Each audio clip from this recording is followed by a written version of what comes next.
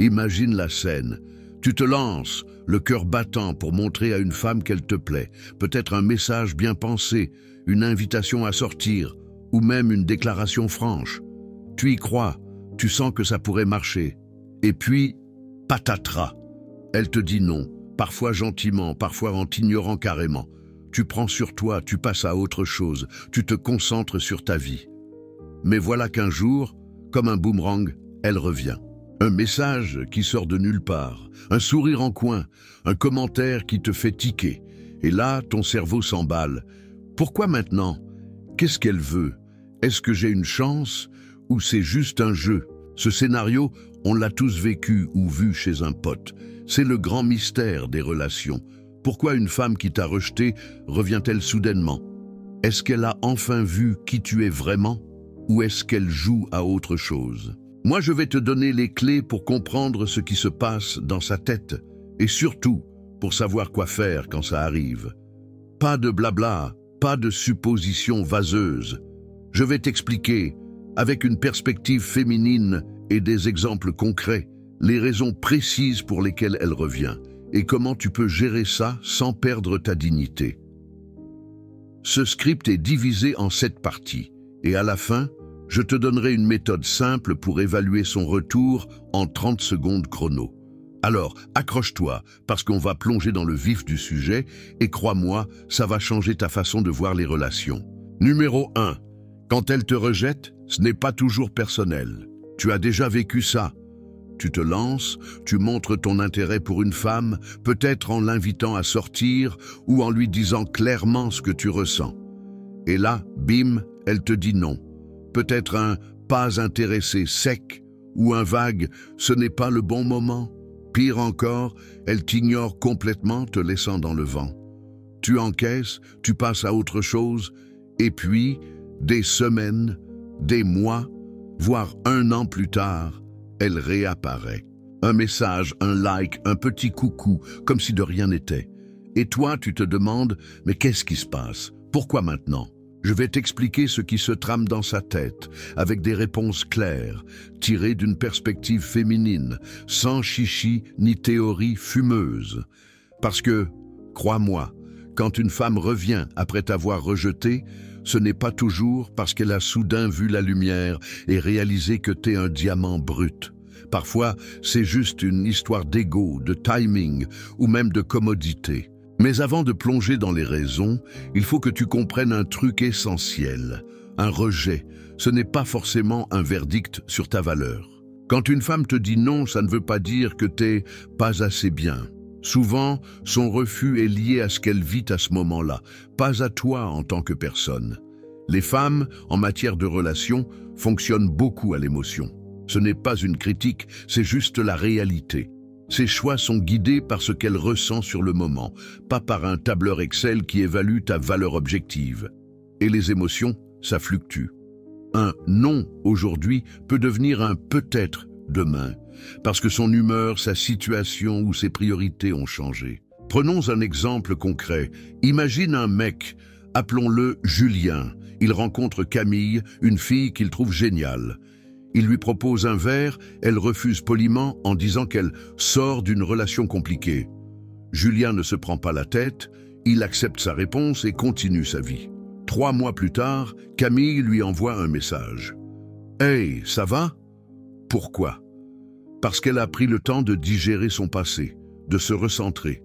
Et maintenant, elle voit Julien sous un autre angle. Rien n'a changé chez Julien, mais chez Camille, tout a bougé. Son « non » était un instantané émotionnel, pas une condamnation définitive. Alors, comment savoir si son rejet était lié à ses émotions ou à un vrai décalage entre vous? C'est simple.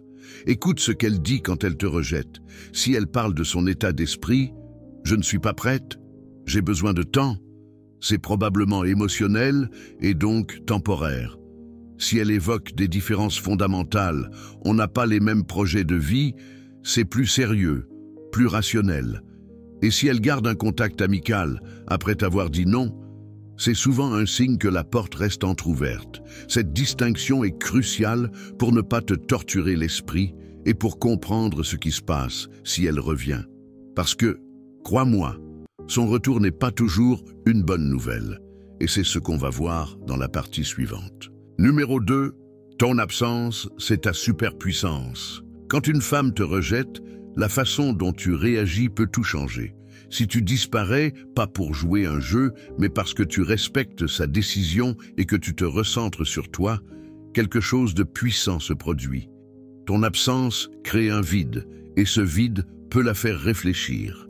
C'est un phénomène psychologique bien connu. Quand quelque chose devient rare ou inaccessible, on lui donne plus de valeur. C'est comme un dessert qu'on te refuse au resto. Soudain, t'en as 10 fois plus envie. Imaginons que tu invites une fille, Lisa, à sortir. Elle te dit non, tu restes cool, tu lui souhaites bonne chance et tu passes à autre chose. Tu ne la harcèles pas, tu ne fais pas de crise, tu ne la supplies pas. Tu te concentres sur ta vie, tu bosses sur tes projets, tu vois tes potes, tu te lances dans de nouvelles aventures. Résultat, Lisa, qui pensait avoir le contrôle en disant non, se rend compte que tu n'es plus à ses pieds. Ce renversement de dynamique la pousse à se poser des questions. Pourquoi il ne me court plus après?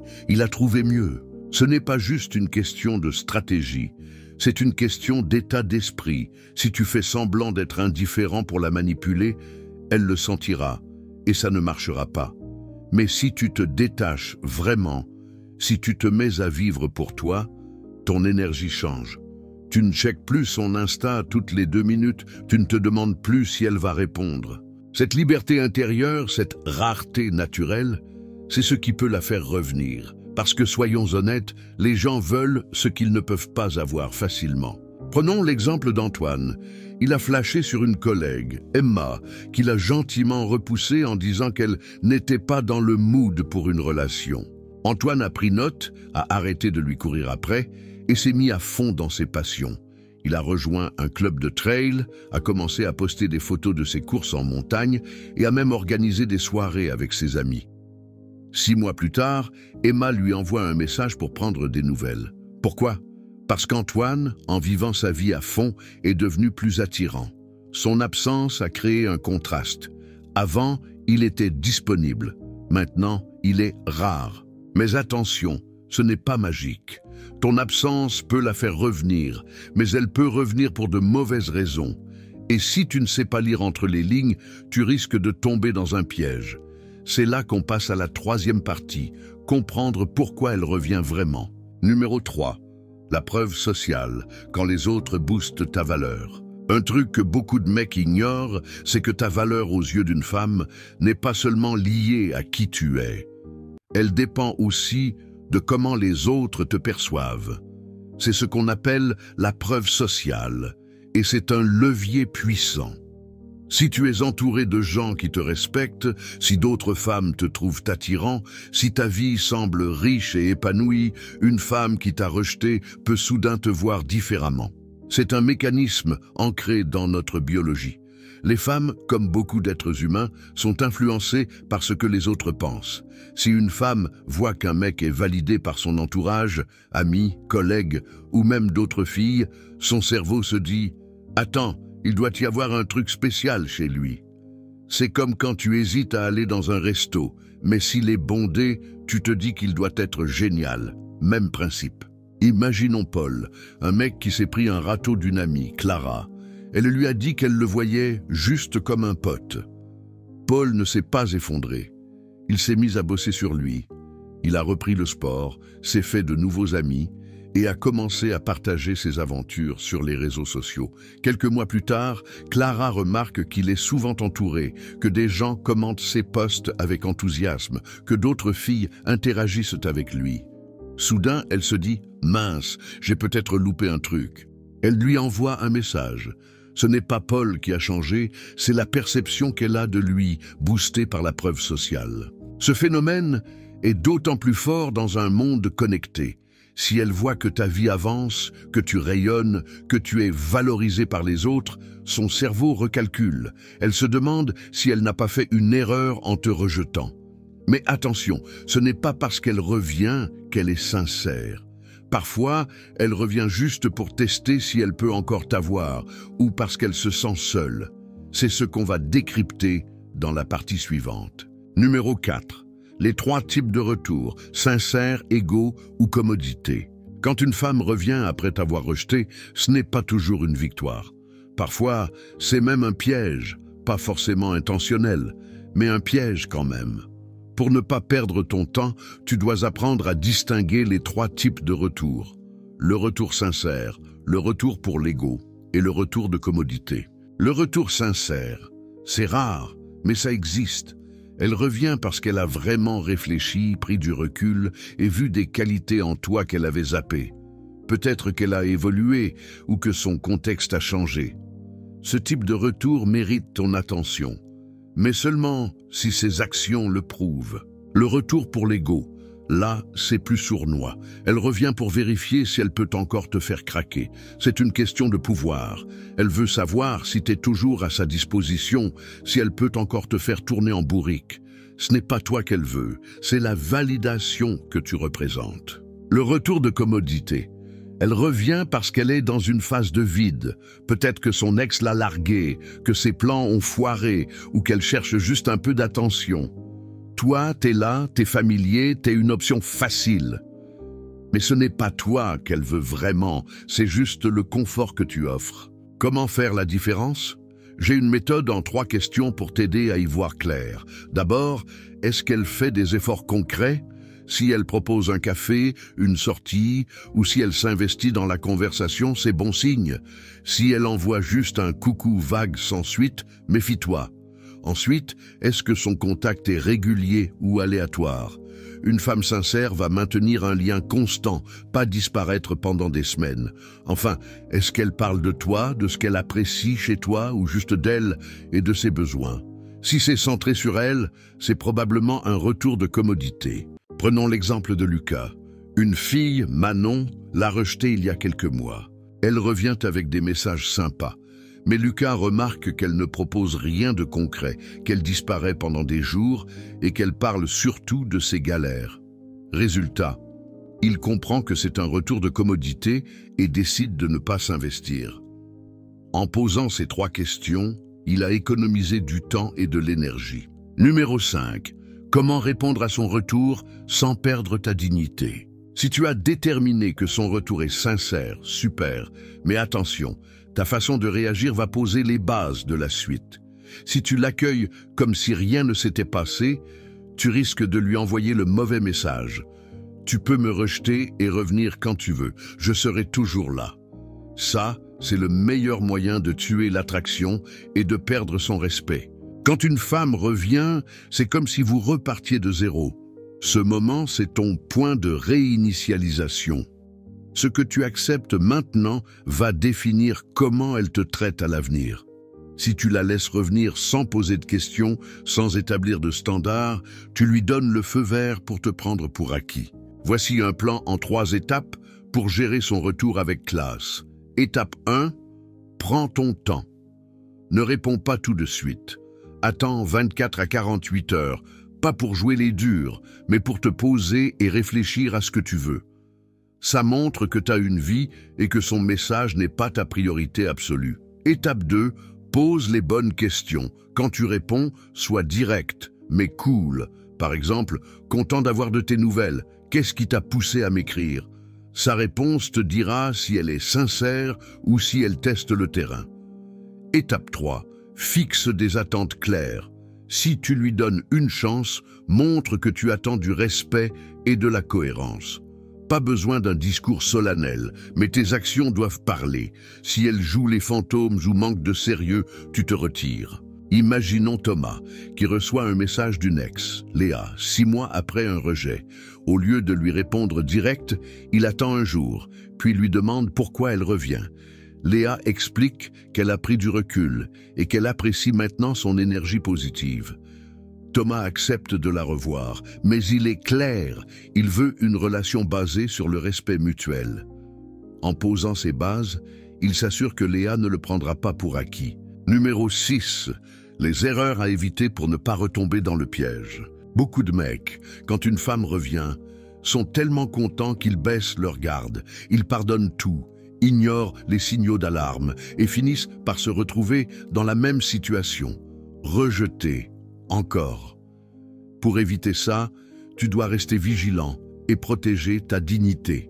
La plus grosse erreur, c'est de croire que son retour prouve ta valeur. Non, ta valeur, elle est là avec ou sans elle. Si elle revient, c'est à elle de prouver qu'elle mérite une place dans ta vie, pas l'inverse. Une autre erreur classique, c'est d'accepter des miettes. Si elle te donne des messages flous, des demi-efforts, ou si elle disparaît régulièrement, ne te contente pas de ça en te disant « c'est mieux que rien, tu vaux mieux que ça ». Prenons l'exemple de Nico. Une fille, Sophie, revient après l'avoir rejetée. Elle lui envoie des messages sympas, mais dès qu'il propose une sortie, elle esquive ou répond vaguement. Nico, aveuglé par l'espoir, continue d'investir du temps et de l'énergie. Résultat, il perd des mois à courir après quelqu'un qui ne le respecte pas. S'il avait écouté les signaux, manque d'effort, communication inconstante, il aurait compris qu'il valait mieux lâcher prise. Pour ne pas tomber dans ce piège, utilise la grille des 3 questions. Effort concret, communication régulière, focus sur toi ou sur elle. Si les réponses ne sont pas positives, passe ton chemin. Ton temps est précieux et tu mérites quelqu'un qui te traite comme une priorité, pas comme un plan B. Numéro 7, la leçon ultime. Ton respect de toi-même passe avant tout. Au bout du compte, ce qui compte le plus, c'est ton respect de toi-même. Oui, c'est flatteur quand une femme revient après t'avoir rejeté. Oui, ça fait du bien à l'ego. Mais si ce retour se fait au prix de ta dignité, ce n'est pas une victoire, c'est une défaite camouflée. Les hommes qui comprennent leur valeur ne courent pas après celles qui les ont rejetées, mais ils ne ferment pas non plus la porte bêtement. Ils évaluent, ils analysent et ils choisissent en fonction de ce qui les respecte. Récapitulons. Un rejet, c'est souvent émotionnel, pas définitif. Ton absence peut la faire réfléchir, surtout si tu deviens rare. La preuve sociale, le fait que d'autres te valorisent, peut réveiller son intérêt. Mais tous les retours ne se valent pas. Apprends à repérer les retours sincères, des retours d'ego ou de commodité. Ta réponse à son retour pose les bases de la suite, alors sois stratégique avec la pause, la qualification et les attentes claires. Et surtout, évite de tomber dans le piège des miettes ou des espoirs vains. Quand elle revient, pose-toi ces 3 questions en 30 secondes. Est-ce qu'elle fait des efforts concrets? Est-ce que son contact est régulier? Est-ce qu'elle valorise qui tu es ou juste ce que tu peux lui apporter? Si tu réponds non à 2 de ces questions, tu sais quoi faire. Continue ta route, parce qu'au final, la vraie victoire, c'est de rester fidèle à toi-même, à tes valeurs et à ce que tu mérites. On a parcouru un sacré chemin ensemble. Maintenant, tu as les clés pour décoder pourquoi une femme revient après t'avoir rejeté. Et surtout, comment réagir sans te perdre en route. Ce n'est pas juste une question de comprendre ses intentions. C'est une question de comprendre qui tu es et ce que tu vaux. Chaque fois qu'une femme réapparaît, c'est une occasion de te poser les bonnes questions. Est-ce qu'elle mérite ton temps? Est-ce qu'elle respecte l'homme que tu es? Ou est-ce qu'elle cherche juste à combler un vide dans sa vie? Le plus important, c'est de ne jamais oublier que ta valeur ne dépend pas de son retour. Que ce soit un oui ou un non, un message ou un silence, tu restes le même mec, avec tes qualités, tes ambitions, ton énergie, en te respectant toi-même, en posant des limites claires, en vivant une vie qui te rend fier. Tu deviens l'homme qui attire naturellement, sans forcer. Et si elle revient, ce sera à elle de prouver qu'elle est à la hauteur de cet homme-là. Alors, la prochaine fois qu'un message inattendu fait vibrer ton téléphone, prends une grande inspiration, pose-toi les 3 questions et choisis en fonction de ce qui te fait avancer. Parce que, au fond, la vraie liberté, c'est de ne plus attendre après quelqu'un pour te sentir complet. Sois cet homme qui choisit, qui avance et qui ne se contente jamais de moins que ce qu'il mérite. Maintenant, à toi de jouer.